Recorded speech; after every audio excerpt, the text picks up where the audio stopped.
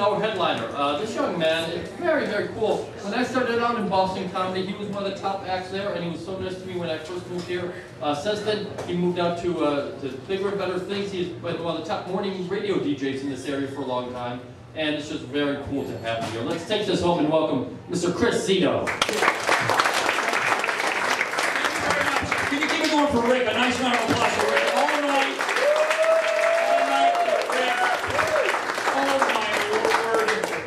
It's great to be back here. Are you guys having a good summer? Yeah, I know that it's been hot, but I'm grateful that it's summer because I hate the winter.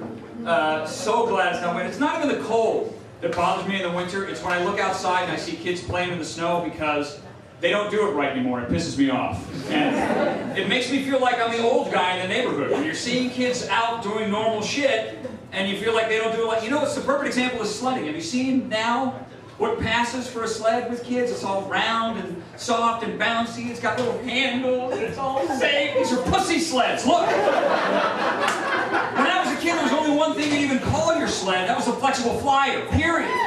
That was a sled. Flexible flyer made of two basic materials: wood and metal. We played with metal, my young friend. You're driving a flexible flyer and you fuck up, somebody loses a head. It's that simple. Because we played with metal. We had Tonka trucks, real Tonka trucks when I was a kid. Big, sharp, metal weapons with wheels. That's all they were. I remember falling off my bike in the driveway, landing on a Tonka truck.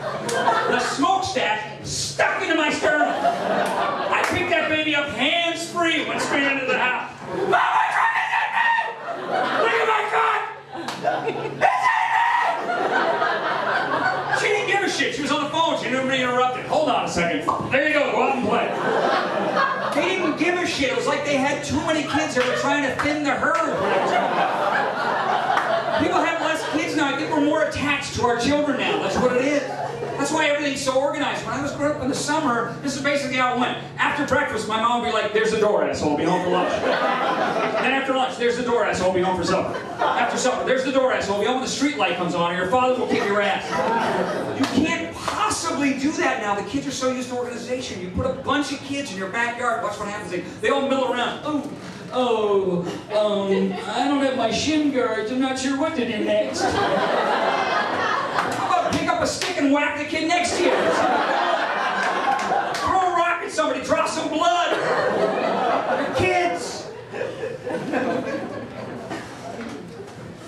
Oh, God. So I'm a guy currently involved in what I like to call my final marriage.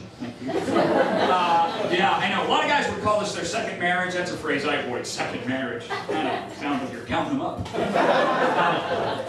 My practice marriage ended in divorce, unfortunately. And, actually ended up with the kids after the divorce. I got custody. Very unusual for the father to get custody. In fact, so unusual, people find this out about me. They're like, "Whoa, dude, your ex-wife must be like a serial killer." No. As far as we know, it's just the one guy. But I got it.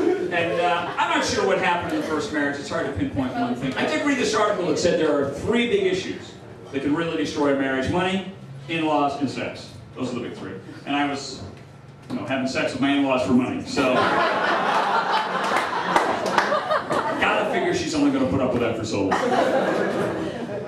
I wanted to do everything right this time around, so I wanted to do this big romantic proposal, and I went out shopping for engagement rings, and man, these things are expensive. I had a jeweler tell me I'm supposed to spend 3 months of salary on this one piece of jewelry. 3 months! But he didn't say which 3 months. So I used the 3 months I was delivering papers when I was 14. Here you go, honey. 27 bucks. Always and forever. 27 bucks. Oh, I'll sing, my friend with a Yankee hat. What the fuck is up with that? But anyway, I'm just saying. I'm not as friendly as the younger people.